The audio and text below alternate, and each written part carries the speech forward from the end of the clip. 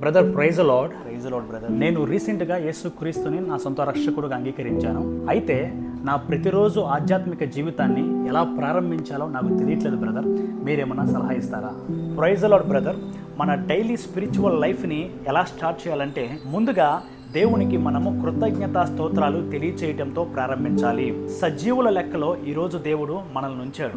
నిన్నటి దినాన్న ఈ రోజుని చూస్తామని చాలామంది ఆశించారు, కానీ వారు చూడలేకపోయారు. కానీ మనము ఈరోజు చూస్తున్నామంటే అది దేవుడి యొక్క కృప. దేవుడికే స్తోత్రం కలుగును గాక. ఆ విధంగా దేవుడికి కృతజ్ఞతా స్తోత్రాలు తెలియచేసిన తర్వాత మనము బైబిల్ వాక్యాన్ని చదవాలి.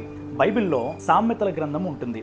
మన క్యాలెండర్లో ప్రతి నెల ఎన్ని రోజులు ఉంటాయో అన్ని సామెతలు ఆ ఒక్క గ్రంథంలో ఉన్నాయి. కాబట్టి మనము రోజుకి ఒక సామెత చొప్పున నెలంతా 31 సామెతలు మనము చదువుకోవచ్చు. ఈ విధంగా ప్రతిరోజు మన యొక్క ఆధ్యాత్మిక జీవితాన్ని ప్రారంభించాలి.